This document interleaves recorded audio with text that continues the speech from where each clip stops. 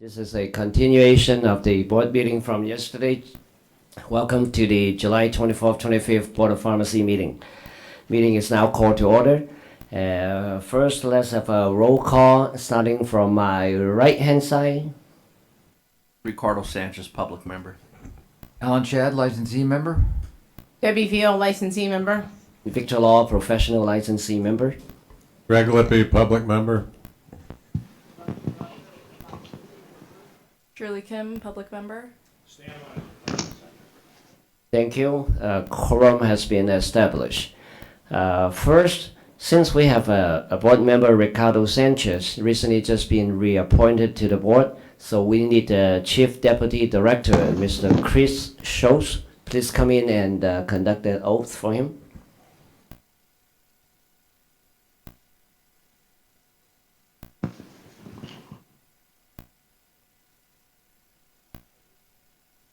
Stand right there.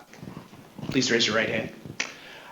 I state your name. I, Ricardo Sanchez, Do solemnly swear do solemnly swear that I will support and defend the Constitution of the United States that I will support the Constitution of the United States and the Constitution of the State of California and the Constitution of California against all enemies, foreign and domestic, against all enemies, foreign and domestic, that I will bear true faith and allegiance to the Constitution of the United States that I will bear true faith and allegiance to the Constitution of the United States and the Constitution of the State of California. and the Constitution of California, You take this obligation freely, obligation freely, without any mental reservation or purpose of evasion, without any Mental mental reservations or purpose of of evasion. evasion, and that I will well and faithfully discharge and that I will faithfully discharge the duties upon which I'm about to enter. the duties of which I'm about to enter. Congratulations on your reappointment. All right. Welcome back, Ricardo, and thank you, Mr. Schultz. Okay, Stan, you have a comment to make?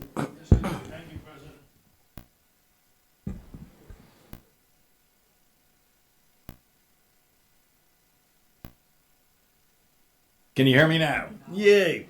And by the way, thank you for the donuts, Laura. But that's not my announcement. So I think Jenny's announcement yesterday caught many of us by surprise. And while we, the board, will more formally recognize Jenny when her retirement date nears, I want to take a few minutes to thank Jenny not only for her many years of dedication, her dedicated service to this board, but also to the state of California. Jenny has worked tirelessly for this board for over 25 years. California consumers are much better off because of your efforts, Jenny. It would be a very difficult task to list all of your achievements. Your work on patient consultation regulations, on e-pedigree, what an incredible job you did on that. And most recently, sterile compounding and outsourcing facilities. Those are just a few of a long list.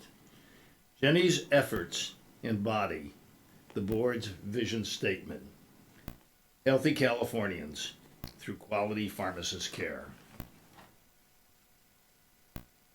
I'm sure I'm speaking for many, as well as for myself, when I give you my sincere thanks for everything you have done for the board and for the citizens of California. Thank you so much, Jenny.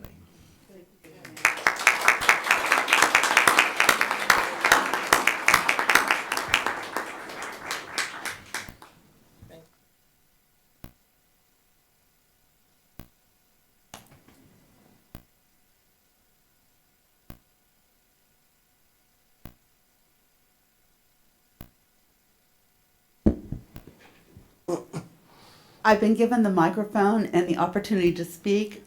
I think in this case, I'm going to choose to just defer that opportunity for the future until I have something profound to say. So at this point, just thank you very much. I still am around for 5 months. Okay, thank you. I'm sure it's going to be a big shoe to fill.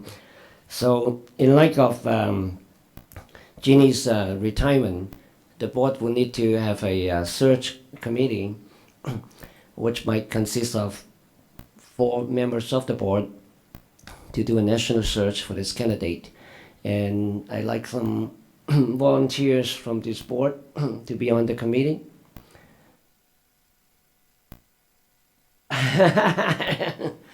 Now we got too many people.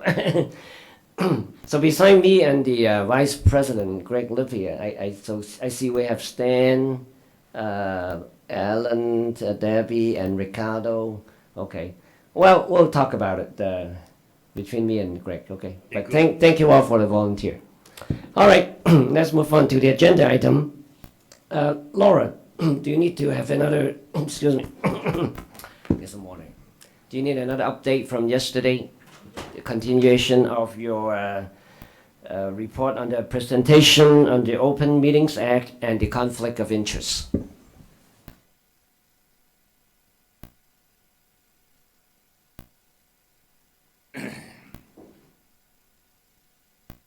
I know all of you lost sleep wondering what we were going to talk about today, the end of our presentation.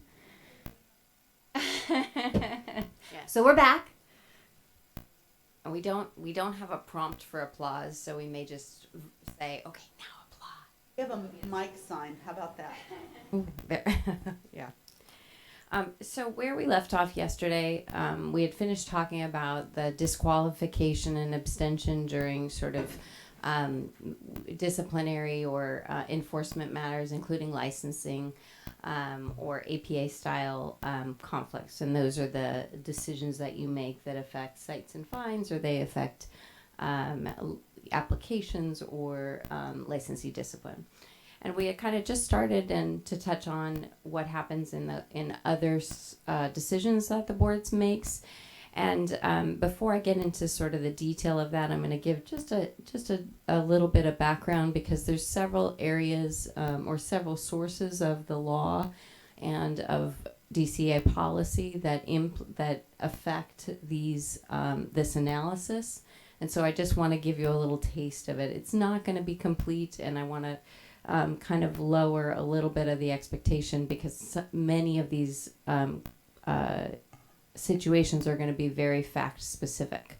And if our message shares nothing else, I think what we would like to convey is that if you do identify a potential conflict, we hope that you'll reach out, and we'll do our best to give you advice, and we'll work with the appropriate agencies, whether or not that's within DCA or FPPC, to get better and more solid advice in each particular situation.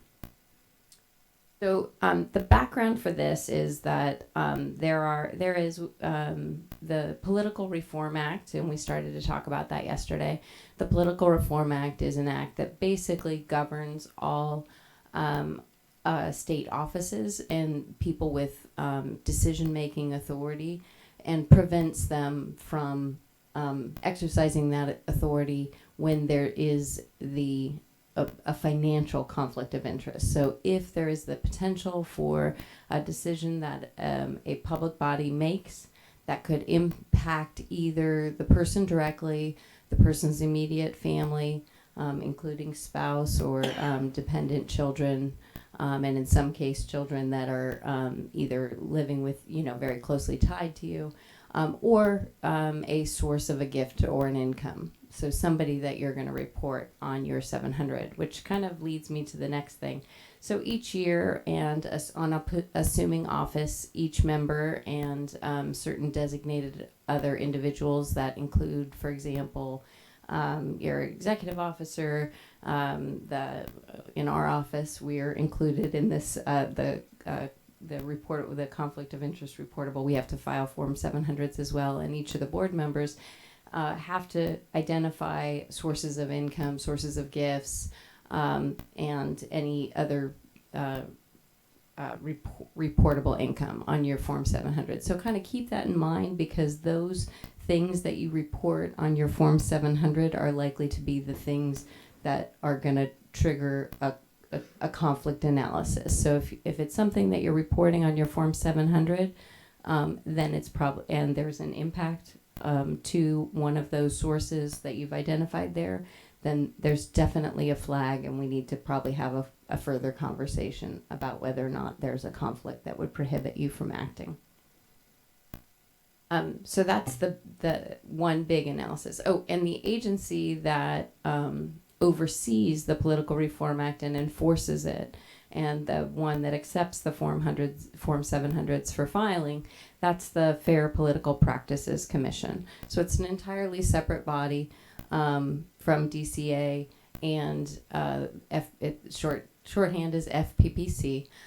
They regulate not just DCA entities, but statewide, all the appointees in various forms. They regulate lobbyists, and I'm sure I'm doing them a disservice if I try to describe everything that they do. But for the purposes of when a member might have a conflict, they're the body that we would defer to. And I think yesterday I started to talk about how ultimately under the Political Reform Act, my understanding is that generally speaking, if there's a conflict of interest, the member, the appointee, or the person who has is designated to report is subject to potential penalties, including fines or other enforcement action from FPPC. To my knowledge, usually those actions don't invalidate a board action, but they are specific to the individual. FPPC. Laura, for the sake of the new members, could you tell them what is the Form 700 and when is it to be due? Sure. So the Form 700, and I'm going to get the title, it actually has a title. I think it's a report of income and gifts. And what that is, income and gifts, I think is reportable. Yes. I thought it was a report of assets that may conflict you because of ownership. Yes, it's both. So I don't know the title. I call it the Form 700, and I don't have it in front of me. I apologize. Actually, let me see if my note. Your gifts are reportable as well. And gifts have certain thresholds, whether or not they have to be reported.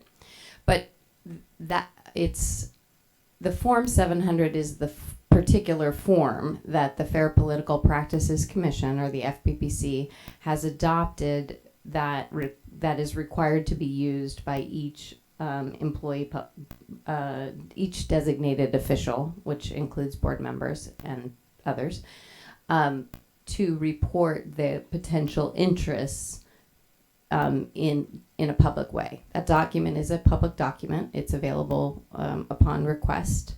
And it's required to be reported, I believe, within 30 days of assuming office. You have to file the report.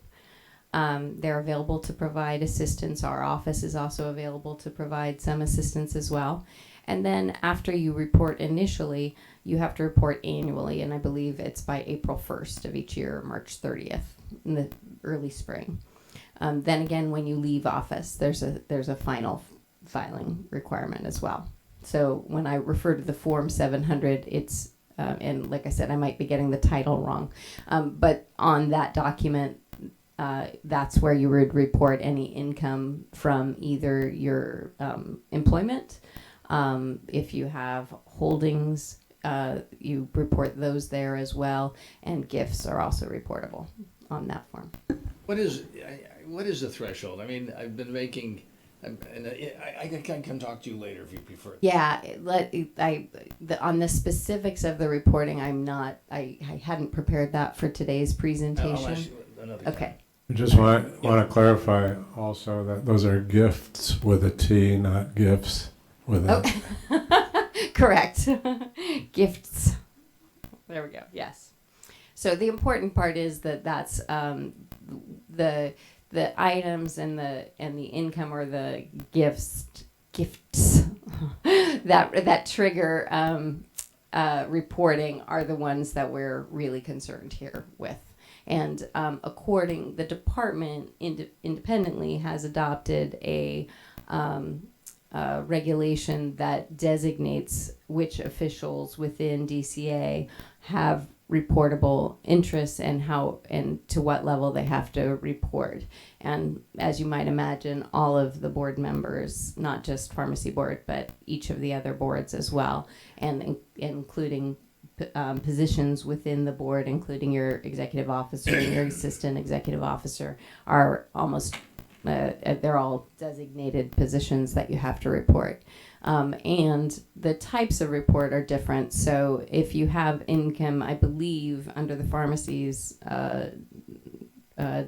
designated officials, it's pertaining to any pharmacy interests. We're not talking about if you have a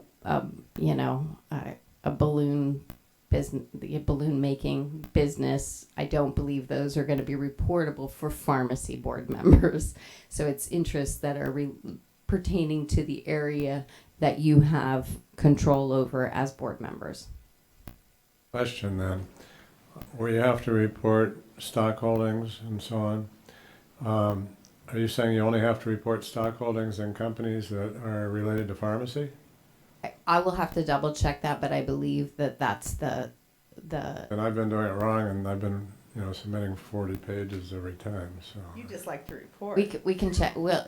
So my suggestion is that we can have that conversation offline on an individual basis, but I believe for purposes of this world, the conflict is in any type of pharmacy related industry. Okay, we will have a conversation subsequent to this. And so within our office, Michael Santiago, who you'll remember is actually the expert on these things. So, and we can bring him in too.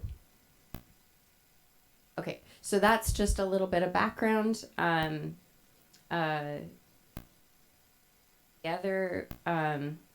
Before I go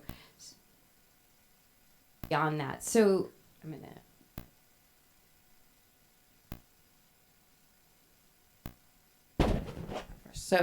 So the other types of sort of overview, big picture that I'm going to talk about, and the interest, because I think they overlap a little bit, is that the department has an incompatible activities statement. It applies to all state employee, all DCA employees, as well as exempt appointees, and it specifically includes appointees such as yourselves as well.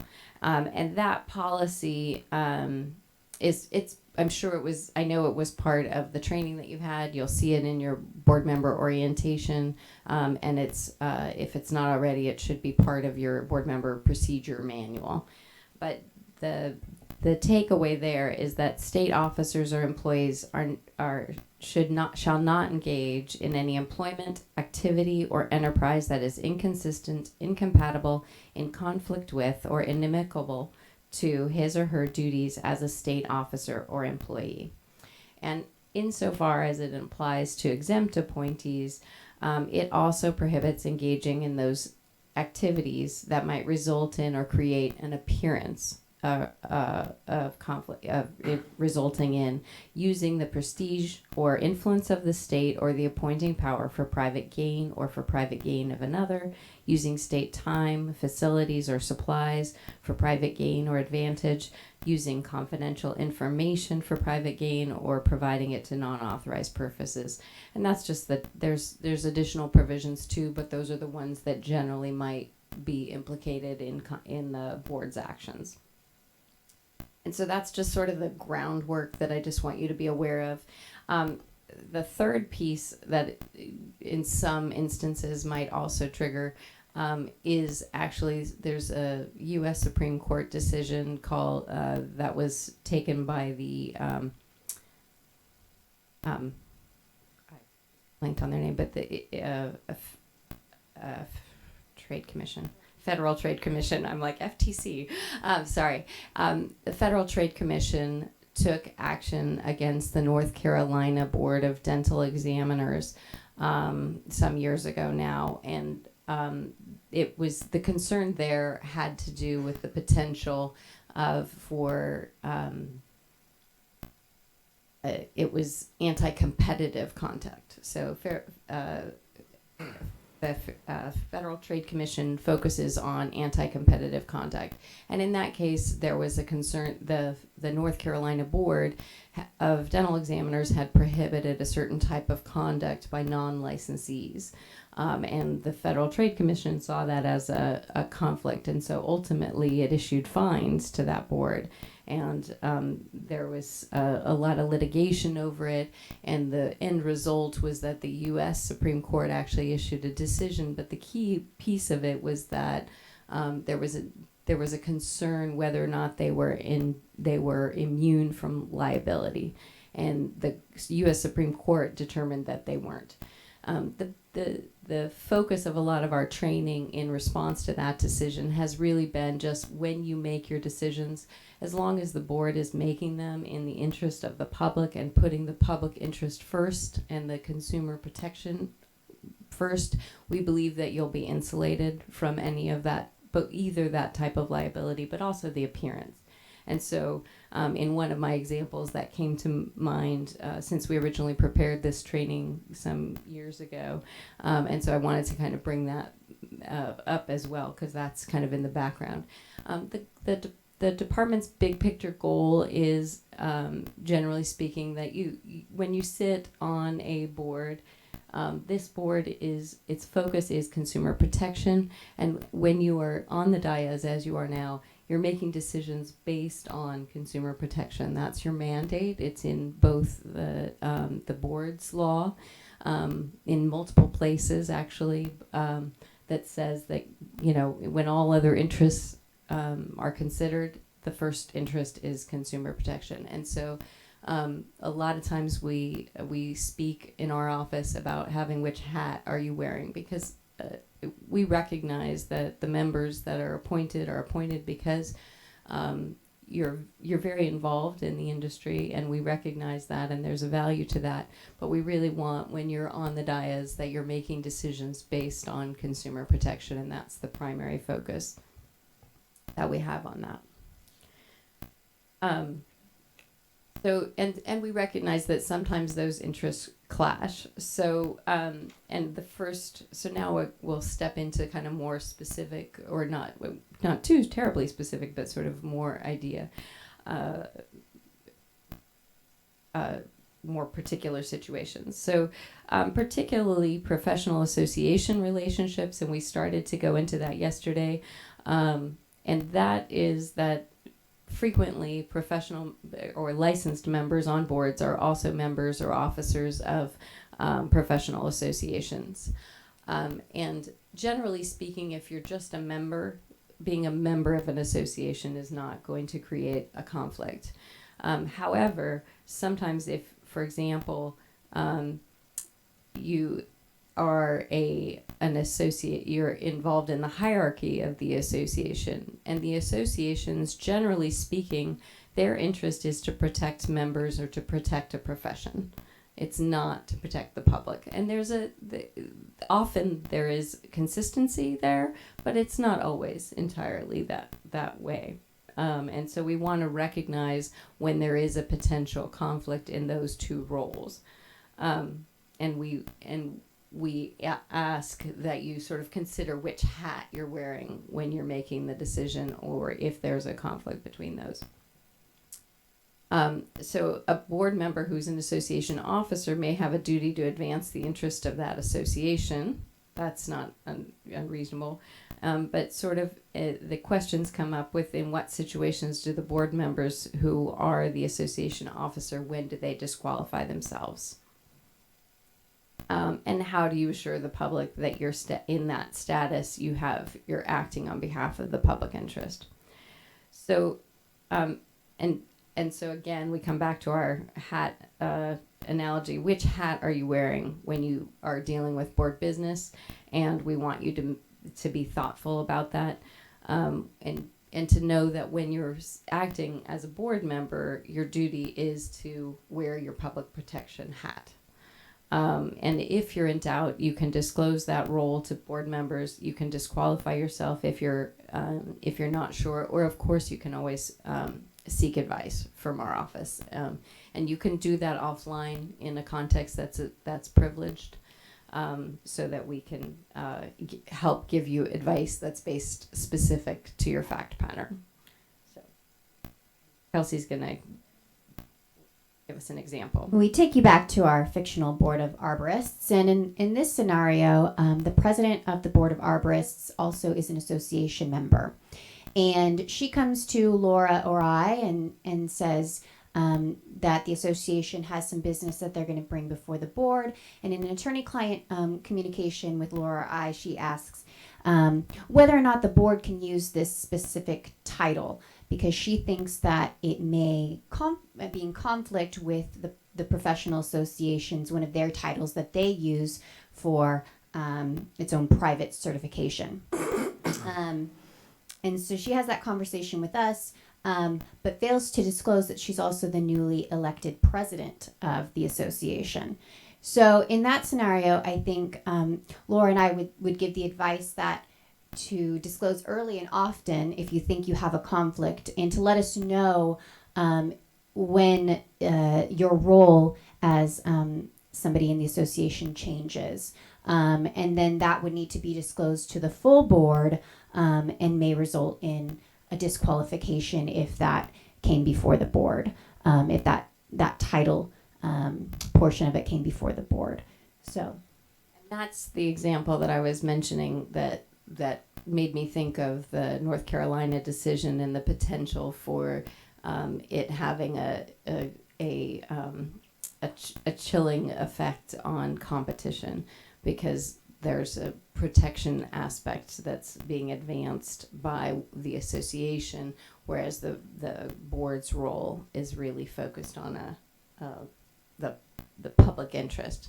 And often those interests, I don't want to minimize it, often those interests align, but they don't always, and we just want to be very aware of them. Just one question, Laura. Our Art and Development Committee consists of because me and the VP. Would that be an issue with the Open Act meeting? I don't Just believe- two board yeah. members and the staff? I don't believe it is, because, and it's not so much in this particular area, but because there's no specific authority that that committee has. If that committee has a delegated authority that it can exercise, if it can make a decision independent of this body, then it would have to notice the meeting. Okay. But generally, in the absence of authority, like some ability to make a decision, that you're not subject to the notice and agenda provisions So of we're the Open still- Meeting Act. We're still okay with it? Correct. Okay. Yeah. All right. Any other particular you want to mention today? I think we're going to go into we have a few more examples. Yes. our next example, the board is sponsoring legislation to require a licensee to report to the board any conviction within 30 days. The association adamantly opposes the bill. You are a board member and you are the president of the association, which is pressuring you to get the board to drop the proposal. And in this scenario, if you came to Laura and I, our advice would be to disclose this conflict to the board, and your role as the president of the association, and to disqualify yourself from participating in the discussion or vote on the legislative proposal. Next example is that the professional association wants to help your board by underwriting part of the cost of your board will incur when it sponsors a reception at the Federation of State Board of Arborists. And the question here is, should the board accept this financial help from the professional association? And the answer would be no, that this puts your board in debt to the association and creates a public perception that the association controls the board's actions, and that the association will want some sort of payback for that, or that it's a behind closed doors deal. So we would suggest and recommend that not occur. So going back to the financial conflict of interest and the contracts, I'm going to give you kind of the general rule about the financial conflict of interest. It's I'm going to read it almost verbatim from FPPC's regulation, and there's some high level review we might give you, but I think in general, if we get into specifics, those are probably better to be dealt with on one-on-one basis. So Government Code Section 87,100 says public officials shall not participate in making or in any way attempting to use his official position to influence a governmental decision in which he knows or has reason to know he has a financial interest. And the basic rule that they've adopted through the FPPC has adopted through its regulations says there is a disqualifying financial interest if the decision will have a reasonably foreseeable material financial effect distinguishable from the effect on the public generally, directly on the official or his or her immediate family, or any reportable financial interest. So you can see that it's a very general rule deliberately because it covers so many situations, but the key elements there are reasonably foreseeable, and the reg further defines that it doesn't have to be likely, but it has to be reasonably foreseeable, it has to be material, and it has to be a financial effect for the Political Reform Act to apply. Distinguishable from the effect on the public generally, so it affects you differently than it affects the public generally. Directly on the official, it could be on the official, meaning the person reporting here, the members, the immediate, his or her immediate family, or on the financial interest. So, and again, that's kind of where I said keep in mind who's on your Form 700, because those are going to be the financial interests that we're talking about. So the rules are really complex. Each of those terms has a specific regulation, or at least one. In the case of materiality, I think there were like 8 specific regulations that FPPC has adopted to help people analyze whether or not there's an interest that could result in consequences from FPPC. So I'm going to go back to what Kelsey said and what we kind of advise: just disclose early and often, and hopefully will avoid there being an issue that comes before the board at a meeting. So there's a 4-step analysis that FPPC has set out. It walks you through that. It's in the regulation, but I'm not going to go into that because it would be a little bit laborsome, I think, in this context. But just keep us posted. Keep us in the loop. If you're not sure, you can ask your executive officer. You can ask us. We're here to help, and we ultimately want the board's decisions to be protected so that they are defensible, and we want to protect you. Thank you, Laura. So for the interest of time, could we have the individual board member contact you guys for specifics, details? Yes. I think they get the general idea right now. Yes. Okay. Any questions from the board members? None? Thank you so much for your presentation. We do have 2 board members just came in, so I would like them to introduce themselves. Albert Brown, professional member. Maria Serpa, professional member. Thank you. Okay, let's move on to agenda item number 8. Go to 9 now. Update from the Department of Consumer Affairs. I think we have somebody here from the department. Could you please come up?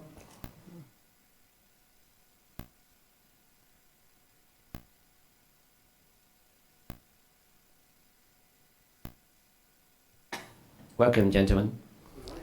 Good morning. President Law, Vice President Lippy, Executive Officer Harold, members of the board. Well, first of all, thank you so much for providing this opportunity for us to provide an update to your board. For the record, my name is Patrick Clay. I'm the Assistant Deputy Director for Board and Bureau Services at the Department of Consumer Affairs. I'm joined by my colleague, Mr. Taylor Schick, from the DCA Budget Office. Before I begin, I'd like to welcome your 2 newest board members, Board Member Serpa, Board Member Kim. We're incredibly excited to have you on board. Welcome to the California State Board of Pharmacy. Welcome to the DCA family. And if there's anything that we can do to assist in your transition as you take on your new responsibilities, please feel free to reach out at any time. On a more bittersweet note, I also want to recognize Executive Officer Harold, who announced her retirement yesterday at the end of the year. You leave enormous shoes to fill, and your wisdom, your institutional knowledge, and all that you have provided in your years of service will be dearly missed. And while we are saddened to see you leave, we're also excited for your future endeavors.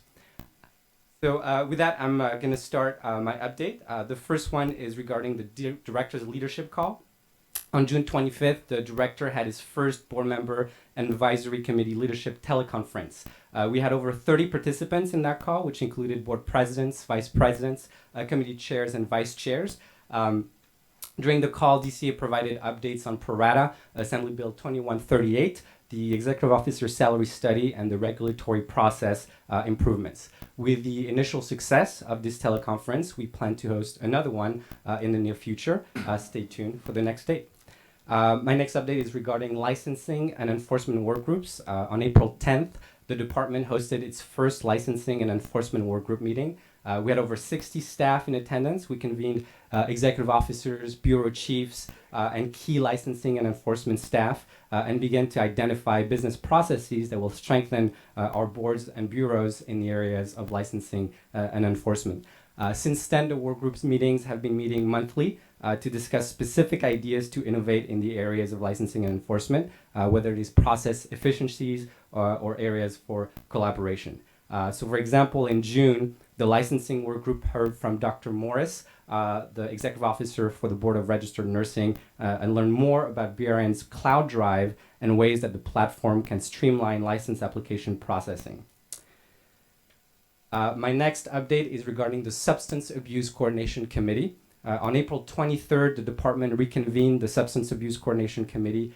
Per Senate Bill 796, this committee has been tasked with examining Uniform Standard Number 4 relating to drug testing standard for substance abusing licensees or for programs who are using a diversion program or programs who have adopted the uniform standards. The committee is tasked with determining if the existing criteria for drug testing needs to be updated based on recent development in research and testing technology. The committee is also tasked to report to the legislature by January 1st, 2019. Per statute, the committee is made up of the Healing Arts executive officers, a representative from the Department of Healthcare Services, and is chaired by the director of the Department of Consumer Affairs. At its last meeting in June, the committee examined Uniform Standard Number 4 and took an in-depth look at drug testing methodologies, research, and technological advancements. The committee heard from a panel of industry and medical experts in the field of rehabilitation, toxicology, and laboratory science.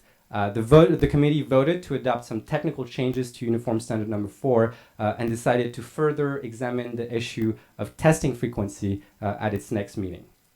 My next update is regarding board member orientation training relevant for your new board members. The department has additional dates for board member orientation training, or BMOT, for 2018. As you know, this is a one-day training in Sacramento, which details the important functions and responsibilities of board members. BMOT is required within 1 year of appointment and reappointment to a board. The next two trainings will be on September 18th and December 5th. With additional dates to be announced soon. Registration is available online, but if you need assistance to register, we are happy to facilitate that process. And both of these dates are in Sacramento or in LA? Both trainings are in Sacramento. My next update is a legal update. We understand that the board also had some questions. Patrick, yes. Can I ask you a question about the substance abuse testing issue? Yes, absolutely. Before you go on to another topic, or would you rather me wait? I can do either one. Go ahead.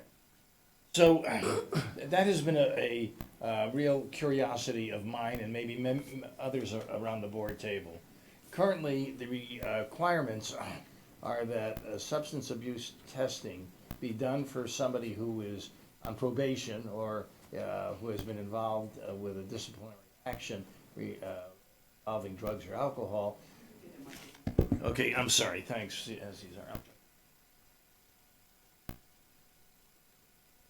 Microphone away. Oh my God, lightning. Anyway, Patrick. So currently, the requirement. Can you hear me now, Cesar? Good. Thank you. Currently, the requirement is anywhere from 52 to 104 tests a year, and there are. Well, I'll speak only for myself. That is, a significant testing. The cost is more than significant, and especially when somebody is being challenged because of a probationary status that they have, challenged as far as available employment, and now they're going through a rehab program, and besides the rehab program, this testing. So you said that there was a discussion and technical changes were made, and I wasn't quite sure if your implication was that there's going to be further examination about the testing. Could you elaborate on that? Sure, absolutely. So the technical change that was adopted at the last SAC meeting was just around giving boards more flexibility to adopt an alternative testing schedule for licensees who are going out of state or traveling. So it's a very light technical change.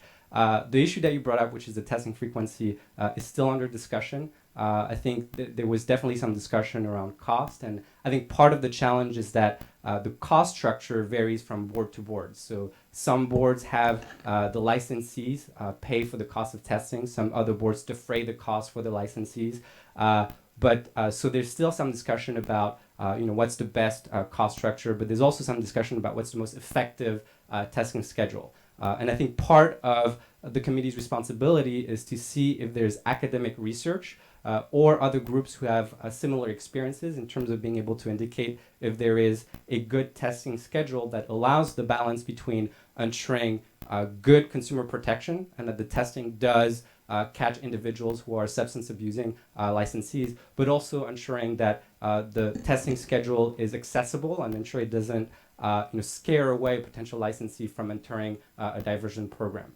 So I think definitely understand the balance between cost and consumer protection, and so that's one of the issues that the committee will be examining at its next meeting. Edie, go ahead. As a member of the panel, part of our concern is we don't have a diversion program. We continue to discipline pharmacists or techs are not eligible for the program, but interns, because for us, there's no such thing as a diversion. We want you in rehab, but we're going to continue to monitor you for other reasons. One of the greatest concerns we've had with the standards from the very beginning is that when you're testing at the rate of once a week or twice a week over the course of the year, that loses its randomness. And the real value in testing is really to kind of measure whether or not someone is violating the standards. And there are various tests now that can cover more than 2 or 3 days at a time and go back and detect this. So part of the tension and what the committee is dealing with and what the executive officers are dealing with is whether or not that 52 to 104, which has always seemed high to us, is really providing the level of public protection and would not, perhaps as there are statistics out there, for example, that would indicate whether or not a more random program that may be tested in the range of 35 times a year, or back-to-back tests where you test today and, oh, I won't be tested now again for another week or two, so I can go out and party tonight, but if you catch them the next day, and they have to call in every day anyway, it provides a more random basis for which you can have a more stable sobriety, maybe is a better way to look at it. So part of what we're looking at is how to evaluate that, and so and part of where it looks like it's going to go a little bit is to provide the boards with a little bit of discretion that they really don't have now. But we still have at least one more meeting, as Patrick indicates, and I'm not sure everyone's on the same page. But this board has a history of having a particular philosophy on these tests, and ours is not really in strong justification of the 52 times a year minimum. We test at that level because that's what we're directed to do. But absent that, we think that a more beneficial process for literally everyone would be a little less standard so that you know you're going to be tested, and to pull a few more back-to-back-to-backs tests to surprise people. I always felt that rehabilitation is important, and that's our goal.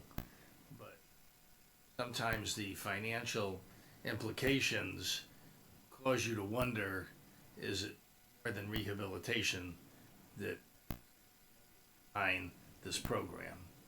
So, thank you for your time, Patrick. Thank you, and I'm sorry for the interruption. Not at all, not at all. So my next update is a legal one. We understand that the board also has some questions on timeframes for regulatory packages. So this is a follow-up to Deputy Director for Legal Affairs Ryan Marcroft's testimony to this board last February. First, we want to reiterate that the department is committed to continuously improve our regulatory review process. The department changed its processes in 2016 to improve the quality of the regulations submitted to the Office of Administrative Law and reduced the number of disapproved files. We are happy to report that since September 2016, there was a steady improvement in the disapproval rate, going from a 21.8% disapproval rate in the first half of 2017, going to only 7.6% being disapproved between July 2017 and February of 2018. And in 2018 so far, there also have been 0 disapprovals. However, the department recognizes that the timeframe for review have also increased in that time. So in order to reduce review timelines without sacrificing quality, the department has or is implementing the following 5 steps. One is training. As you know, regulation development is a collaborative effort between the boards and the Department of Consumer Affairs. To improve the knowledge base of those writing regulations, DCA offered 3 separate training classes to regulation staff, November 2017, another one in April 2018, and another one in May, to better equip staff with preparing rulemaking files and cut down on the level of scrutiny needed to review packages. Number 2, we've cut layers of Can I review. just ask you a general question? Do you have an opinion on how our staff in particular does on rulemaking? I do not, but I understand that pharmacy staff has attended some of these trainings. Number 2, we've cut layers of review. So DCA cut duplicative layers of review that did not harm the quality of the rulemaking files. Third, we've done some internal restructuring. So DCA consolidated review functions to reduce the amount of time lost due to transferring files throughout DCA. Number 4 is a new agency attorney. So the Business Consumer Services and Housing Agency hired a new attorney to help us improve the review of regulations. And finally is a computer tracking system. DCA is currently developing a DCA-wide regulation tracking system to better manage time and to better track packages. So we are confident that these steps will improve review timelines, and as always, we are open to your feedback and your input both at the board level and the staff level on how these can be further improved. We also understand that the board had some questions on distributed cost allocations and DCA's 2018 report to the legislature. So to that end, I'm going to hand it off to my colleague, Mr. Taylor Schick. Morning, board members. My name is Taylor Schick, and I'm the fiscal officer for the Department of Consumer Affairs. I'm here to present the annual Department of Consumer Affairs distributed cost report that we're required to report to the legislature annually July 1st of every year, pursuant to Business and Profession Code 201. I am the one that helps, my office distributes the costs for the department, and we're the ones that also prepare the report. So I'll go over the report in general, go over what's included in here, and then open it up for any questions if you have them. Just to give a little bit of background, the department is fully funded by all of those boards and bureaus under its purview. We don't receive any revenues outside of what we assess through a pro rata basis to all of our boards and bureaus. To that extent, this report is trying to provide some transparency to what those methodologies are for how we allocate the cost to every single board and bureau, also what some of the units are, and really giving a clear picture on what every single board and bureau is paying. So you should have in your board meeting materials, it's about a 3-page document. The first 2 pages is really just the letter that went out this year. It gives a little bit broad overview of what we're presenting. It's the second 2 pages that I'm going to go into more detail on. The second page is the actual distributed cost methodologies, and it's listing all of the high-level units of the department and the methodologies we use to distribute. I do apologize, there's a lot of acronyms that are in use here, so I'm going to try to explain them in a little bit more detail. But think of the department has 2 primary divisions. We have our Consumer and Client Services division, which is then encompasses numerous divisions as well, but that's really our administrative structure. So that houses our executive office, our Office of Legal Affairs, Legislative Affairs, the budget office, our accounting office, business services. Anything administrative is really housed within that unit. It also houses our Office of Public Affairs as well as our call center. So there's a lot of things that go into that division. Our second division is the Division of Investigation. That's where all the sworn peace officers for the department are located. And it itself is divided into 4 separate functions. So some of them are specific to various boards and bureaus. For example, we have a health quality investigation unit that is specific to the Medical Board of California, and they're the ones that fully fund that division. Go into a little bit more detail. We have a variety of methodologies we use to distribute. The primary one we use for a lot of our administrative functions is an authorized position count. I do agree it's not an exact science, but what we're looking there is a way to equitably distribute the costs of the department across all boards and bureaus where we don't have a specific workload metric to distribute those costs. So what we're using right now is a program's authorized position count to the total of all the department to get a ratio, and then we use that ratio to distribute those costs. So is that authorized position, is that the number of authorized positions like within our board, or the number of authorized positions of people that we use and support from the? So that would be the authorized positions within the board. Okay. Then we compare it to the authorized positions of every board and bureau collectively to get that ratio. We also have units like our call center where it's primarily distributed by past year workload statistics, but we do also acknowledge that we have a very high volume, or a significant volume I should say, of non-jurisdictional calls that don't directly relate to any specific board and bureau. Cost of those non-jurisdictional calls to every board and bureau, because it's just the cost of the department in supporting consumers. You know, they're calling our call center for a variety of reasons. We're not going to hang up on them. We're going to try to assist them and direct them to the appropriate state department that can assist them in non-jurisdictional calls. We distribute to every single board and bureau, again by authorized position count. But the majority of the workload in our call center is directly distributed to those direct call volume workload that we can relate to the program. We also have our public affairs office and then a publication design editing office. That's done by authorized position ratio as well. And then in DFI, that's our Division of Investigation. The majority of those costs are distributed by actual caseload volume. With the exception of our Special Operations Unit. That's the small unit that actually does internal investigations, helps with any maybe employee and that is also distributed by authorized position count. If you have any questions about sort of those, you know, you can look over the document. If you have any specific questions on any of the specific allocations, you know, I'm readily available.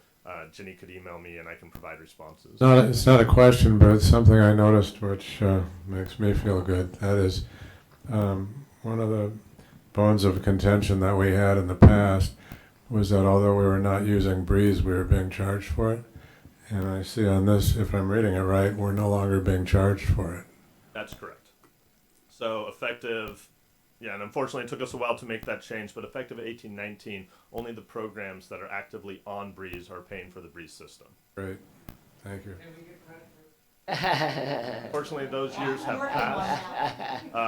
But the expectation is there were staff that we have now in-house that are going to be helping all of the boards and bureaus in their business modernization efforts to go onto a new platform, because we are going to eventually transition all of DCA off of our legacy systems and onto a new system that will allow more online functionality for your licensees. Can someone other than the Board of Optometry read this last report here?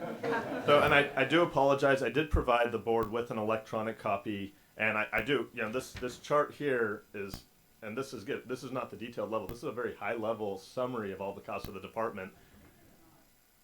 It is bigger. So, you know, we had a whole issue with 12-point font. So if you want, I can transition one, and I can give one that's more detailed specifically to the Board of Pharmacy, and I can provide that to board staff if that would help you look at the individual costs. Unfortunately, really to get the full sense of this, you'll have to look at it in Excel. My eyes are older than most of the eyes here. So and I have provided that to staff, me. but I do understand there's a lot of very small numbers there, and it's very hard to get that to fit onto one piece of paper. Thank you for the clarification. Thank you. So that percentage at the end, I just want to clarify. So or to the tune of 2% funding of all of the department's functionalities, but that percentage there is specific to your total appropriation for the board. So of the board's approximately $25 million appropriation, 11% of your appropriation is dedicated to help fund the department. So that's what that percentage equals. And that percentage will vary wildly by various programs depending on the level of services that they actually receive through the department. So programs that have a high volume of caseload that goes through our Division of Investigation will have a higher percentage because they're, more of their costs, instead of having your own investigators, they're using the investigators within the department, so they're paying the cost of the department for those services.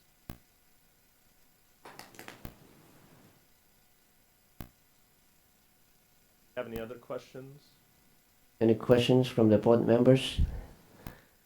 Patrick, I have one for you. People always thought that the pharmacy board has the jurisdiction on the sale of cannabis. So I understand you have a Bureau of Cannabis Control. Could you tell us about the composition of the board and what's the progress that they have done so far? Sorry, can you repeat that again? On the cannabis sale, you have a Bureau of Cannabis Control Board. So what is the composition of that board and what are the work that they have done in progress? Sure. So the Bureau of Cannabis Control is a bureau. So we work directly with them, and unless there's particular items that you like to report on, the bureau is How many members do they have on the board and it's a bureau, so Yes, they're a bureau. directly under the purview of the Department of Consumer Affairs. They do have an advisory committee. Right. I can't quite recall how many advisory committee members they are, but they represent various segments of the industry, from labor to healthcare, and so their task is to advise the bureau on implementation efforts. So are they the one defining all the rules and regulation on the sale of the cannabis? That's right. Yes, they in do have California? rulemaking authority. Okay, and what is the status right now?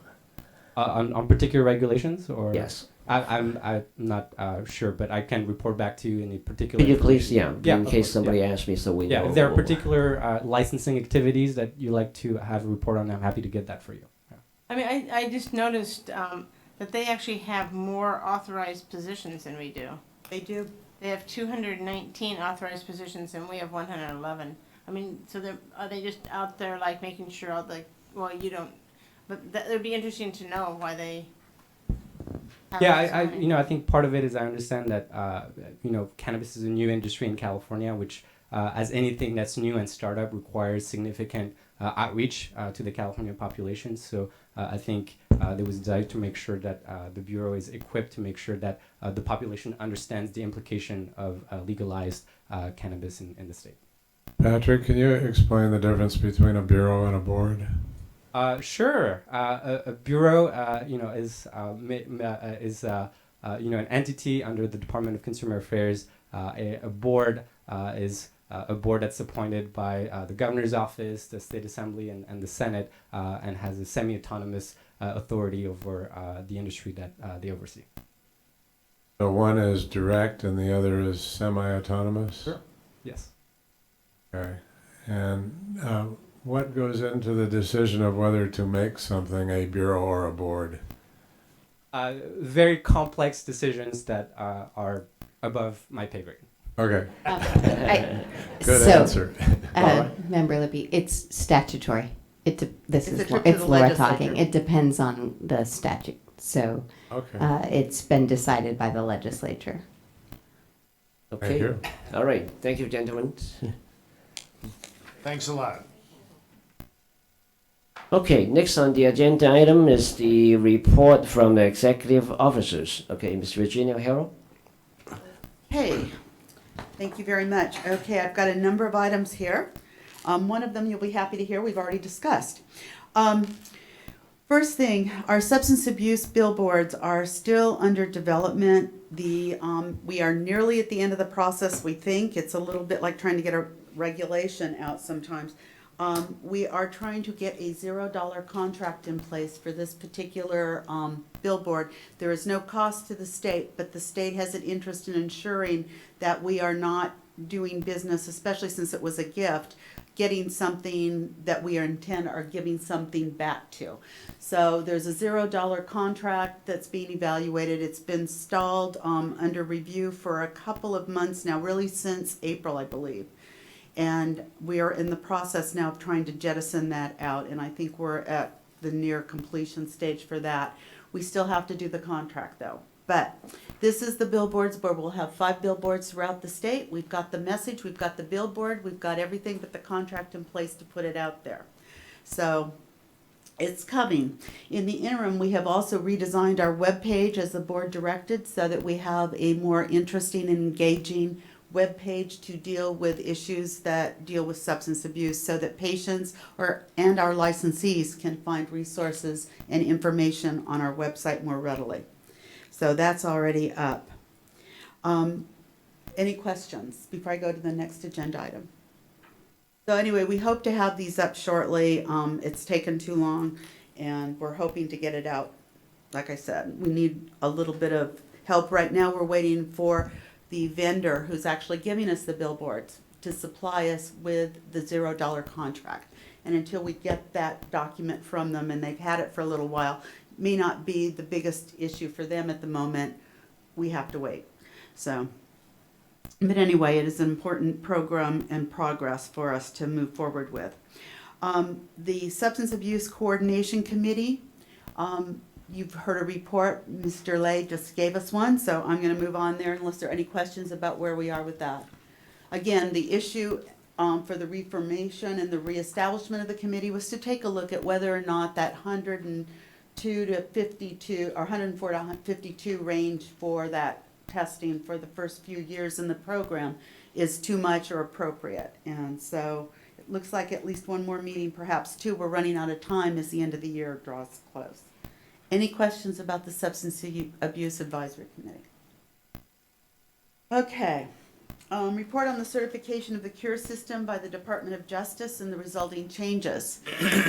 CURES was certified by the Department of Justice on April 2nd, 2018. What that means is the trigger, or what that does is trigger that prescribers effective October 2018 will now have to check CURES before they write a controlled substances prescription in Schedule 2, 3, or 4. That will help ensure that the prescriber has in front of him or her the most current up-to-date list of drugs that have been prescribed to that patient so that they can make better informed decisions. And then every 4 months thereafter, the prescriber has to revalidate and reconfirm with CURES what's going on. We have shared information. That portion of the program is aimed at prescribers. The pharmacists don't have a requirement to do anything in this area, although pharmacists continue to check CURES at higher rates than the prescribers do. So that will go unchanged. There's just not a mandate on the board to have its licensees do that. I think it's significant. I mean, we have here that the pharmacists are only 22.9%. I don't know if that's good or bad percentage of registrants, but almost 42,000 pharmacists. I mean, that's about 90% easy. It's supposed to be 100%. They have to be registered to access CURES if they have an active license. But don't we have around 45, 46,000? We have about 44,000. 44. Yeah. But some of those are out of state. 95%. Right. Some of those are out of state. And we've done everything we can to encourage that they sign up so that they're compliant with the requirement. So I think that's significant. Yeah, I think our licensees are compliant for the most part. There may be a few out there that aren't, but bulk of them have signed up for the program as they're required to do, even though they don't have to access it. They're signed up so that they Well, can. I think a big part of it is, the corresponding responsibility. I think we're getting through to them how important that is. And as part of the corresponding responsibility, they can cover themselves by using CURES. It's an important part. So I think that's a big reason why they would be using it. Well, and then additionally, you'll remember that we did a lot of mailings to the pharmacists early on. We did three separate mailings to pharmacists, reminding them of their obligation under the law, plus what we put in the newsletter. So we have done what we can. And you're right. And if you look, what's real important is the number of prescribers that are, the number of entities that are signed up to use Cures, we are 22% of that, almost 23% of that. But if you look at the usage, you can see that those 23% are far more active in checking Cures than the other prescribers are based on the percentages. So our licensees are using them. They're doing exactly what they need to do, and so that's good. So, you can also see in the final table that's on page 3 of the report, the heavy presence of hydrocodone in Schedule 2. Before hydrocodone was rescheduled from a 3 to a 2 federally, we had as many 3s and 4 prescriptions per year written and filled through Cures as overall, and then there were just a few Schedule 2 drugs. The rescheduling of hydrocodone to 2 bounces up the Schedule 2 drugs now to almost 8 million prescriptions for the first 5 months of the year, and almost an identical number of Schedule 4 meds, which are far more frequently prescribed. And then Schedule 3 is just kind of hanging in there with only 1.5 million. So it's kind of interesting to watch the totals. But we've had almost 18 million prescriptions written in the first 5 months of the year and entered into Cures. How does that compare with like a year ago? The data's pretty much the same. The Okay. numbers are starting to drop just a little bit, and I didn't have anything to compare it directly with the same period. But I'm watching the effect of hydrocodone rescheduling, and so that's why I'm so preoccupied with what's going on between Schedule 3 and Schedule 2. Yeah. Any additional questions? So we gave you in the packet the information the medical board sent out to prescribers to remind them of their obligation to check Cures before they write. And got a number of changes, as we'll talk about during the legislative report, proposed for Cures, which should make the program contain more recent information, be more valuable in that it'll include Schedule 5 drugs, and that it will allow you to go across state lines to see what your patient has been doing in other states. So we're one of the 5 states that isn't part of that cross-sharing procedures. All right. We are in the process of finalizing the Continuing Ed webinar that we developed about 3 months ago. The department's solid unit has done the PowerPoint. The PowerPoint actually looks very good. We are waiting for the final stages of implementation for them to graphically modify a few things so it can be made available online. But the program's up. I've used the PowerPoints themselves for presentations I'm sometimes asked to make. So we're out there doing those in person, but the goal is to have these online so they're available. There will be a comparable piece produced for 2019 to show the new laws that are in effect starting January 2019. So right there will be 2 units. We also, for the Communication and Public Ed Committee, we are in the process of developing an ethics component that, at the board's direction, will integrate in some case studies of ethical violations and allow the discussion a little bit about here's where things didn't go right, how could they have been handled better with ethics. So we hope to have that done shortly. Solid has undergone some staff changes at various levels. It has impacted their ability to meet our timelines and our deliverable deadlines that we wanted. Any questions? Okay. We were requested about, I don't know, maybe 6 months or a year ago to rev up our efforts to get the pharmacists in this state positioned to provide naloxone without a prescription. Part of our efforts to do that have been our prescription drug abuse webinar, our seminars. When we do them, we add 1 hour at the end where we bring in a lecturer, usually a university professor, that can discuss what we do when, or what you need to do in order to comply with those requirements. It's 1 extra hour. We provide it free, and we've trained nearly 1,000 pharmacists over the last 18 months or so by doing these presentations. So we hope to continue to do that. We're doing this again on Saturday in Sacramento. So we have a 6-hour program set up to go at North State. We've got room still because we can have up to 700 people in the room. Right now we have, about 250 signed up? So we will be doing that Saturday. And I'm sorry, is it this coming Saturday? yeah. North State, California North Oh, State that's up University. here, huh? Yeah, yeah. But that large room we use for our Yeah. board meeting, Yeah. that wonderful room, the university has been very helpful to us and has volunteered that space for us. So we are going in and we will have at the end of the day a 1-hour presentation so that pharmacists can become certified to do, or just trained to provide the naloxone training. So we continue to work there. We also have the opportunity to help share a PowerPoint that was developed through a grant with, that was awarded to the Department of Healthcare Services. The copy of that PowerPoint is in your packet. The board has already approved it. We are also working with Solid to get that online and available so that people can take that at their pleasure. So we're trying to position ourselves so that we can get pharmacists able to provide the medication without a prescription. I have also heard complaints similar to what was voiced yesterday, that the rigor of our protocol exceeds the requirements for anyone else that provides naloxone, like the first responders or anyone else.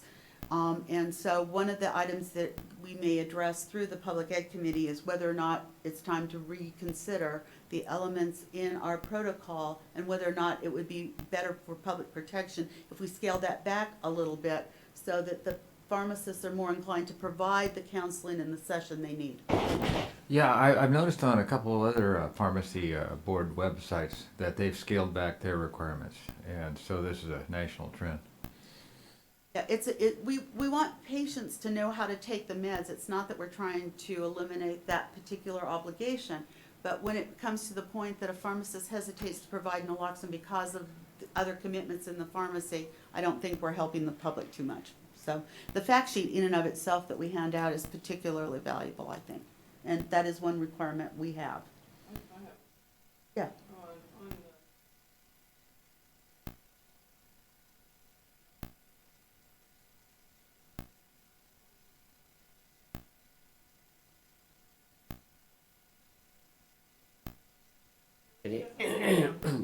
Turn on. It's on. Are you talking right into it?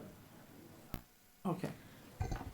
So I was asking. better. Okay, I was asking because I had spoken with you about doing one in August, and I was wondering if you can still do one in August or September in Los Angeles. I think August may be a push at the moment, but we can do Okay. September. You Okay. did come to us and we got this one in place because we got volunteered for the site. Okay. And at one point, this was all gonna be, those of you that are worried about how hot it is outside, we were gonna do this board meeting in Reading. Oh wow. So those, you should all be grateful that it's not 115 outside, as it could be if we were up there. But what we intended to do was add the day behind the board meeting for the substance abuse presentation so that we could get Northern California where there aren't a lot of resources. But because we're not up there, we did it down here, and then we ended up with North State volunteering to give us the site, and it worked out. So you're in the queue. We know you want to do it. So I can see if we can find some way to get the people available to do it in September. But we want to have, we need about 3 weeks lead time minimum to set it up. I'll work with you on that. Thank you for your interest in doing it too. It's one of the more important things I think we do. Okay, where are we? Done that. All right. Staff development and training update. As we speak, I probably shouldn't admit this, but I'm going to. We have all the board's inspectors at the moment ensconced in another building in Sacramento, undergoing 3 days of training with Clinical IQ, which provides sterile compounding training. As a precursor into this program, they had, each of our inspectors has had to do a 40-hour webinar training program so that they're well positioned to go into the oral webinar. We have invited and we have in presence Department of Public Health consultants that go out and inspect also for sterile compounding so that they're getting the same training that we are. They're paying for theirs, but you know, we're all part of this. And I believe we have 8. Laura, there were 8, weren't there?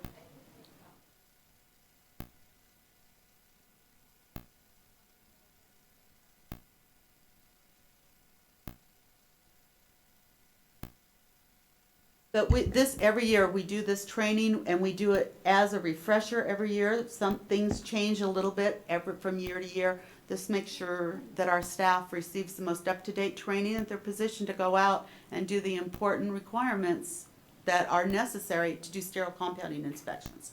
And I will tell you, one of the things I told our inspectors the other day, initially, we took training from the FDA. We are now training the FDA. Have advanced that far. So you need to recognize that that is a significant achievement for our staff, and some of whom had very little training in the area to begin with.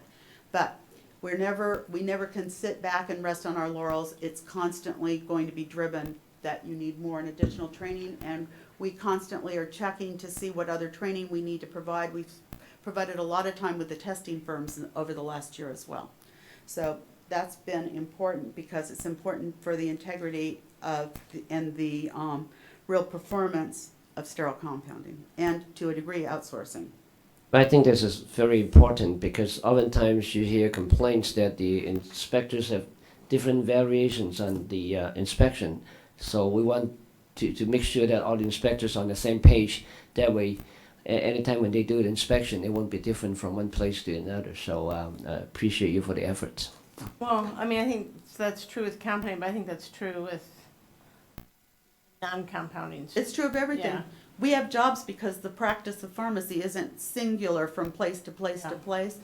We also have to deal with that same side of it when we're enforcing, and it's constant driven. And part of that's norming, but we have them go out with each other, we have them go out with their supervisor, we have them go out with different supervisors, and you learn things from that. And we try really hard not to send the same inspector into the same place year after year, because that also is a problem. We're all Yeah, I blind think to certain that's a things. great plan. And I think Laura started off this morning saying, remember, or maybe it was yesterday, remember, you know, we are a department of for the consumers, or a board for the consumers, but I think there's also a lot we can do for the pharmacies and educate them and not be punitive. And I think that's our effort. Yeah. I truly do think that's effort, and there's actually an incentive for the inspectors in being more educational than punitive.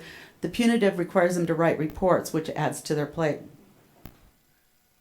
So there's an incentive, which we don't usually highlight, but sometimes, but again, it's public safety. So, were you going to say something, Ann? Oh, I saw your hand up. Okay, that's our staff development and training. So we're completing that training this week. There'll be additional training provided through webinars with staff in the coming weeks. The board, as many of you may know, we are relocating to another location. We have gotten too big for our office space that's assigned to us, and so the current plan is that we will relocate to a new building perhaps as early as February. Although if you're a betting person, I would suggest that you might not want to bet on that date. State moves are notoriously delayed, which is okay with us because we don't have to pay for rent on the new building until we get into it. So, but that's coming, so our address is going to change. We have stayed in the same general area. By car, it takes about 15 minutes to get to our new office. It's across the freeway, though. As the crow flies, we probably are only 3 miles away. But the roads are going to require 15 minutes to get us there. Any questions? I'm happy to announce, and I see that our newsletter editor is sitting in the front row, eager to make a presentation. That's Bob Davila. We have, for the first time in a long time, been placed on a schedule within a 1-year time frame. We've produced 4 newsletters, and we haven't done that in years. So Bob is the cause for that significant achievement, and legal's been helpful because we have to get the review through them. But the goal is to get the script out once a quarter, no fewer than 3 times a year, but we're really aiming for 4 times. We have already started working. The newsletter came out last week. We are in the process now of already writing articles for the next newsletter so that it's available and it's up and timely. One of the things we're going to concentrate on, I'll tell you up front, is a reconciliation reg, which we are being watched nationally on that. Sorry, reconciliation of what? Reconciliation of the Schedule 2, the counting that we have required for pharmacies, that it's been in place since the beginning of April. We want to make sure that there is a smooth and full implementation of that as soon as possible. Generally, we use 6 months to kind of educate and get out there and do it. So we're in the process of doing that. But it is a major requirement for pharmacies to do.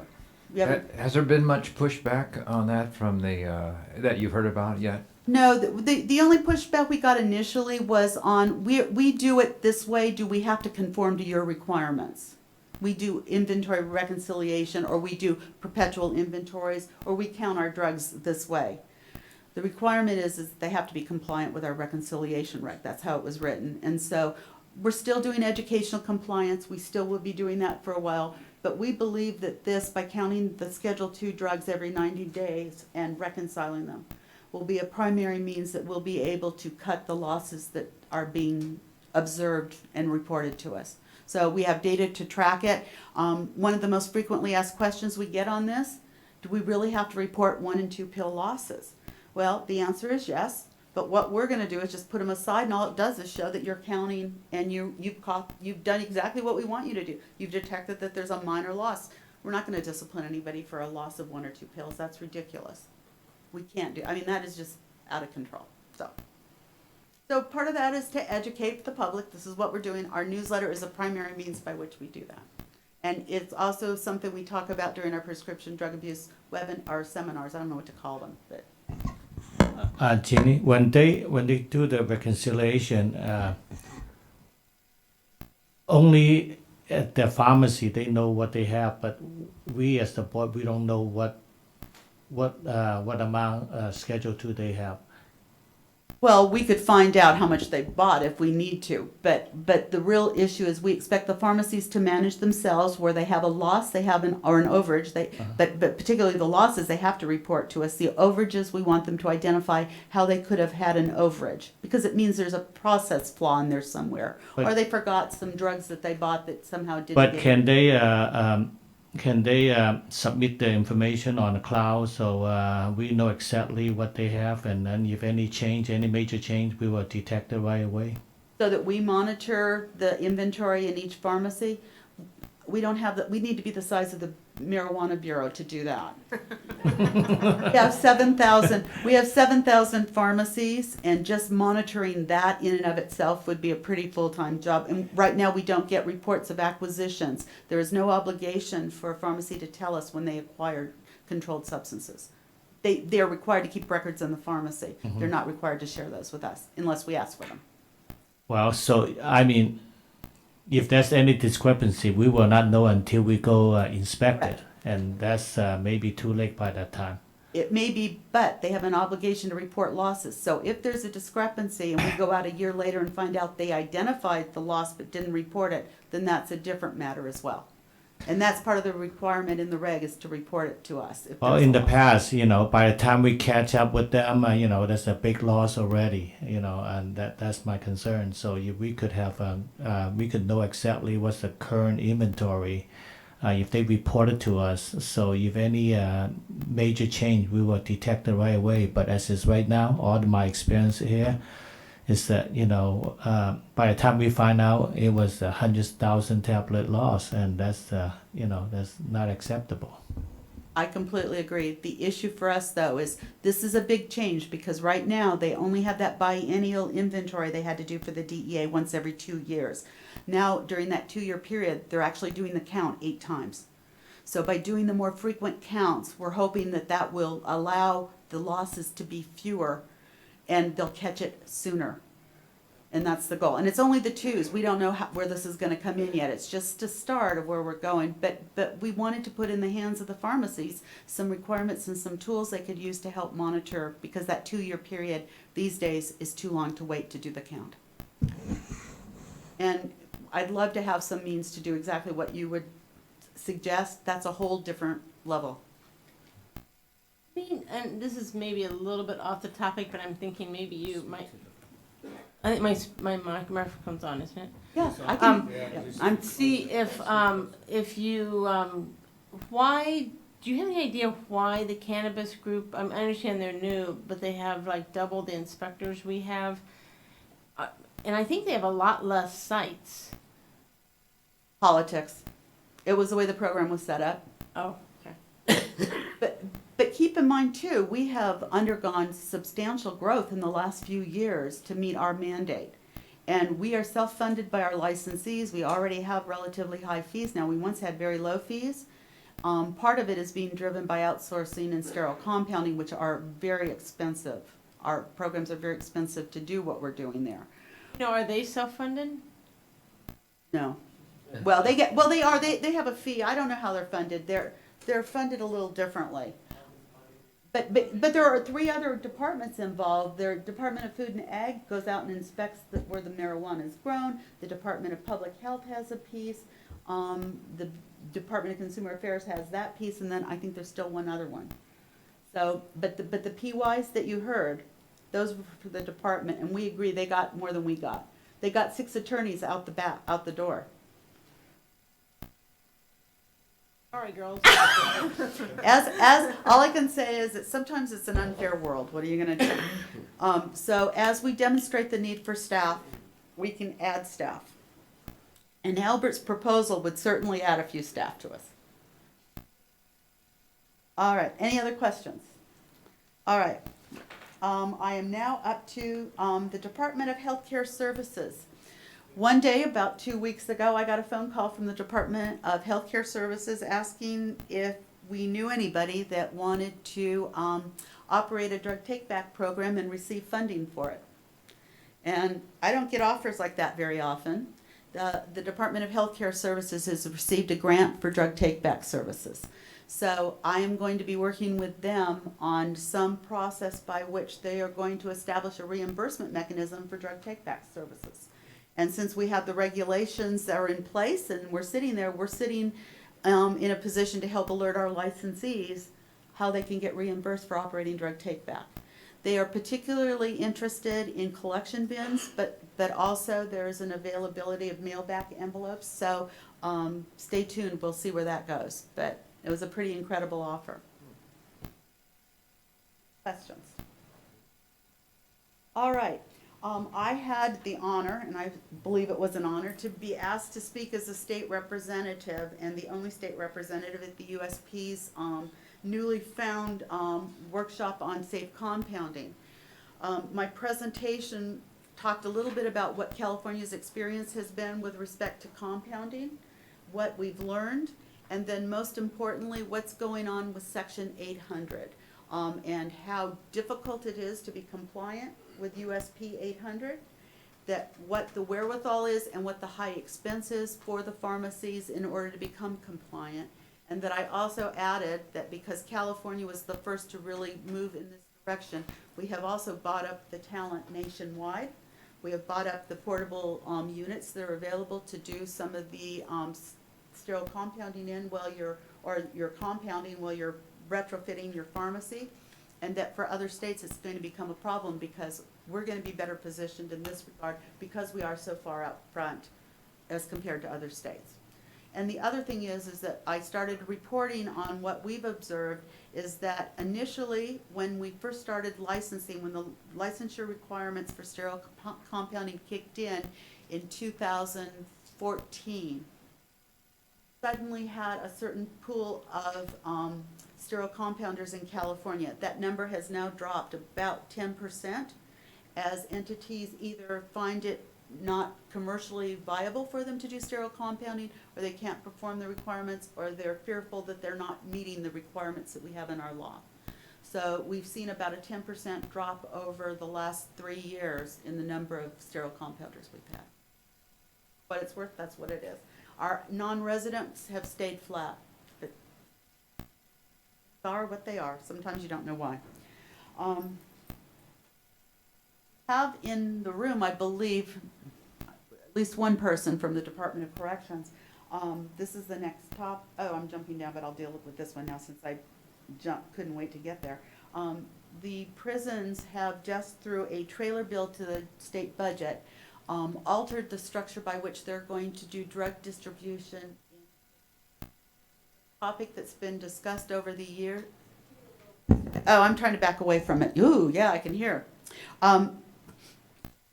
So in California prisons for a long time, there have been a lot of concerns about they weren't really outpatient pharmacies, they weren't really inpatient pharmacies, they needed their own model. So over the course of the last probably 3 or 4 years, There's been a group at the Department of Corrections that have worked pretty hard to establish new requirements. Those requirements were implemented with one of the trailer bills this year to the state budget. And so over the next few months, the board will be busy licensing 450 new clinics and their automated dispensing devices that they're going to use to provide medications to patients, but provide them in a more decentralized fashion that they think long-term will save them money, so that as prisoners are moved from one location to another, which is a pretty frequent occurrence, there won't be the problem of having that medication match up with where the patient's going. And instead, there'll be an availability that they can take one dose at a time, which will save money. So that's kind of my view of what they're doing. So is this just state prisons, or is it county, and is it all over? It or- is not jails, it is the state system. Okay. So that's where we're going. We're going to be busy working with them. That's our numbers are going to go up in terms of licensing. I have been placed on a National Association of Boards of Pharmacy task force to establish parameters for what constitutes a suspicious order. That when a pharmacy orders drugs from a wholesaler and there is something unique and different about it that warrants probably some increased scrutiny, that they, in fact, the wholesaler has to notify the DEA and the board, at least in California, of pharmacy about that. So we are going to help amplify a little bit what is a suspicious order, what are some of the elements. So an update of that, where we go with that, cannot be provided probably at the next board meeting, which would be my preference to do, because NABP typically will hold the outcome of their task force until the May meeting that they have and release it then. But know that there's a group working on it. The goal is to standardize nationally kind of what's reported. In California, we still have the ability to help flesh out a little bit if we've got a specific requirement with what is suspicious. And this is important because if there's a sudden surge or change in sales to pharmacies, it can indicate that possible diversion activity. So wholesalers are on the hook too. And did you say that there was going to be a presentation from somebody about the state prisons? Or did No, there in the somebody event that they here? want to say something, but I chose to spare her. Okay. You owe me another favor. Unless Because- you'd like to present something. Would you like to present something? Okay. Because you owe me another favor. You implied that we're going to be licensing these facilities. We are going to be licensing. So my experience with not state prisons, but with county jails, is that there's a drug room and not a pharmacy, as we traditionally think of what a pharmacy is: the equipment and the amenities, you know, water and a sink and hot water, and I mean, it's a far cry from what my experience with jails. That's what's the drug rooms of jails are a far cry from a licensing board. This licensing board expects a pharmacy to be. And I think perhaps maybe now that we've got the Department of Corrections going in one direction, it would seem appropriate to have a similar model for the jails. And I think many of the jails would want to be compliant simply because they're out there now in this area where they don't really have solid law. Sometimes the jails are using the dispensing devices. Right. That is one of their primary storage methods, and there's usually a pharmacist somewhere around in that. Sometimes. Sometimes. But, so you're talking about mostly licensing dispensing machines and not necessarily a dispensing system that uses a licensed personnel to dispense. No, there's both. And Well, my concern is the expense of taking these drug rooms and converting them into pharmacies that meet our requirements. they're not pharmacies like we would have in some of those requirements. We're gonna have to flesh some of that out. Maybe we ought to bring this to the licensing committee and kind I of. think it'd be a and good kind of- idea. Yeah. Yeah, I think it would be a good idea to Thank bring you. to the licensing committee, because it's important that everyone understand how we do this. We will work it out behind the scenes with corrections, because that's how we work. But I think that the board has an element where it wants to see how this is being done, and maybe we then push out to the jails how we handle it here. We think you need to go into this model and see if we can build some support for that, so we have a consistent distribution model with a system that's relatively, they're gonna be a little different because they have different needs, but I think that there's a core that's probably pretty similar to both. Sure that there is. Jeannie, I understand that Cliff Louis have pushed some program with the board previous year, and I thought it happened during my turn, but I did not hear anything about it. But as I understand, there's a program they set up and they want to push through the board of pharmacy, but it never come up to the board. So you know anything about that, Stan? Who's that? Who are you talking about? Clifton Louis, when he was in charge of the prison. Yeah, no. And you know who else would be a resource for us is Randy. Kocheta. Randy, I know. Randy replaced him afterwards, so he's supposed to follow up, but he did not. We had years where we had 3 or 4 supervising inspectors involved working with the Department of Corrections on resolving things. Right. The problem was we couldn't get the momentum either on our side or on their side to go through. Yeah, somebody dropped the ball. And their conservator or whoever the administrator that's what I'm talking about, yes. Yeah, well, they've got an outside person that they hired to oversee the prisons. As that person is beginning to come to the end of the contract, the Department of Corrections took it upon themselves to develop. We've had a few conversations with them, but they did most of the work in developing. Yeah, we will see if we could revive that, and we could talk about that in the license committee. So we would like to know a little more about the prison. We try to correct and fix it, try to make it a little more efficient and make it save money for the prison at the same time. Yeah, we spent a lot of time early on. Okay, and then the last item on my list of, I have 2 more.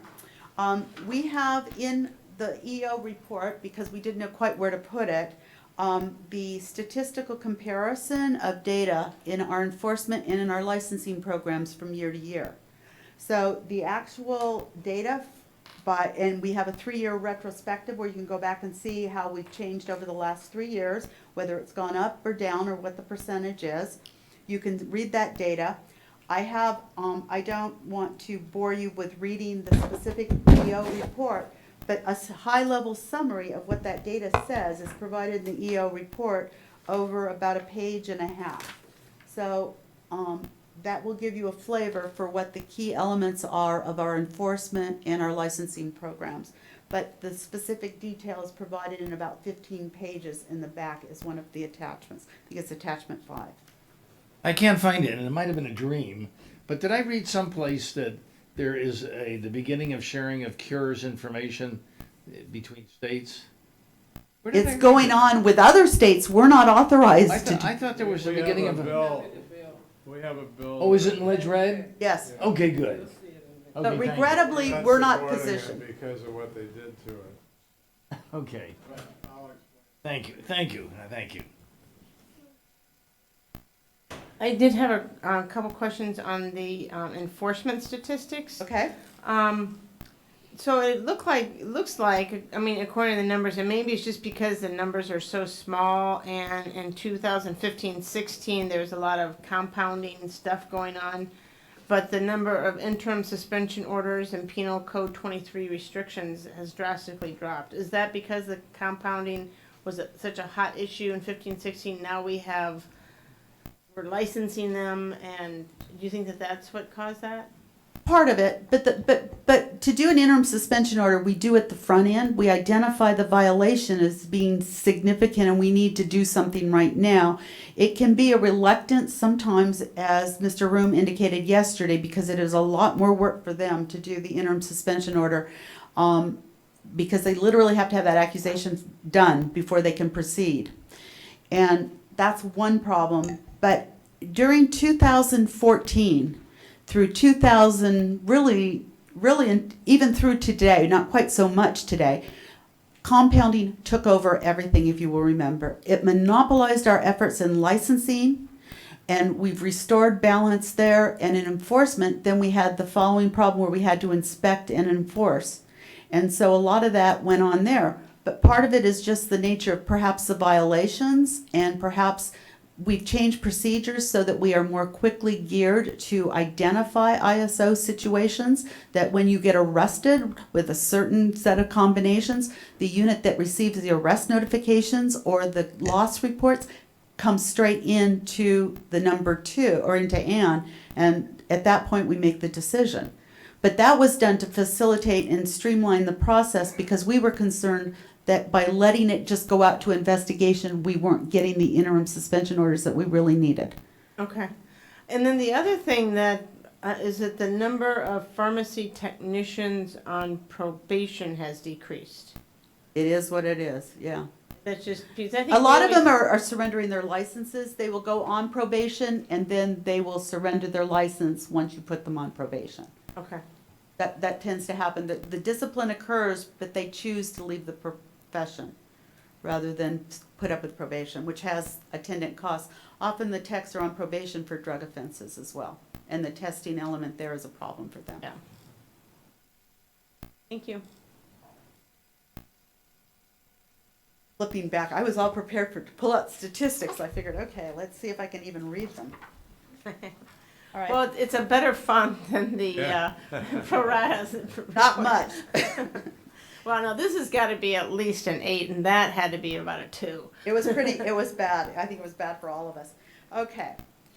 So one of the things we were going to do this year is we were going to pursue government-owned fees. And we went to Senator Hill, who agreed to put in his bill government-owned fees as one of the elements to eliminate the exemption that's currently provided or the subsidy to government-owned facilities. We have been asked by the Department of Finance not to pursue that this year. So pardon me? Not to do it, that instead wait until perhaps the next administration. So that's what we're going to do. We don't want to cause problems for Senator Hill's bill. And we have not talked to Senator Hill. The request came directly through the department from the Department of Finance. So, well, that's another, they were specifically excluded in a different section of the, yeah. So we'll deal with that too as part of it, perhaps. And that may have been part of the concern. I don't know. That part wasn't shared with me. So we are going to defer this unless Senator Hill really wants to go forward, and then we'll have some additional discussions with the Department of Finance probably. But again, this one, we may need to defer for a year. Okay, and then number 8, just to make things really interesting, we have a bill. The FDA has approved a drug that is, I'm again too far away, that is based on CBD, and it's available only for very limited use. It has got a very narrow use defined in the FDA statement. We are now waiting for the DEA and the FDA to figure out what schedule that this particular prescribed drug will be placed in, whether it will be pulled out of one or put into a different schedule. Right now, we don't know where that is. Meanwhile, in California, a bill has been passed that takes effect immediately, that once the FDA and the DEA decide where that drug is going to go, and this is would someone like to pronounce the name of the drug, please? A pharmacist in the room? Epidiolex? Yeah. Okay, that's easier to say. Epidiolex. We will know how the drug will be dispensed in California. Simultaneous with this, there are people that are reading what the FDA did and are believing that it allows the use of CBD oil and the unrestricted use of CBD oil, which we will take a look at legally and provide a statement. It's a relatively complex and confusing way that this is coming out. The FDA is clearly stating that this drug is used for these purposes. It does not go any further, and it's a very specific exemption or a very specific authorization. California's law, which you can read from the summary of the bill, which I put into the packet, is also very narrow and very specific. So I don't want to put our council on the hot seat by asking a question they're not quite prepared for, although they've been advised that I need something in this area that once prepared, we will release publicly about what the status of the law is. But it pretty much, I'm getting 3 or 4 requests a week. Can my pharmacy dispense CBD oil? I believe that it's a Schedule I drug and that the actions of the FDA and AB 710 do not change that. Well, I brought the room to dead silence once again.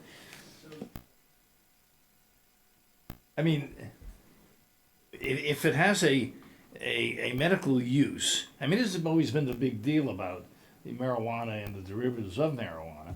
You know, it doesn't have a valid medical use, and if it does, you know, it ought to be allowed to be used. And so if it's for seizures, I don't know how addictive it would be or wouldn't be. I mean, what would be the criteria for you know, placing it as a fun and controlled substances? Well, it's currently a 1, and they're reclassifying it so it can be used. So we don't know if it's going, which schedule it's going to land in, or whether or not they'll even schedule it and completely deschedule it. But the FDA's action was very specific about what it was doing.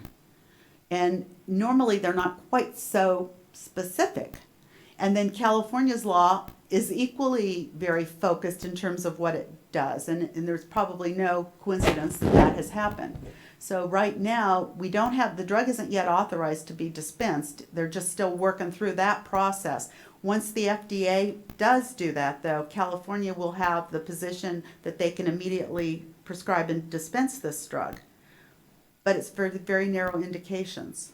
Well, so often, you know, physicians and the medical community realize that there are other, I don't want to say bona fide uses, but uses of drugs for other conditions than what originally was stated that are very effective. I mean, minoxidil came out for blood pressure, and people are rubbing it on their scalps to grow hair is a perfect, yet an example.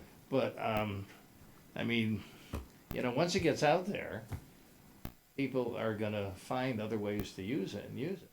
And that will become the role of the board in helping to identify what it's going to be used for, I suppose.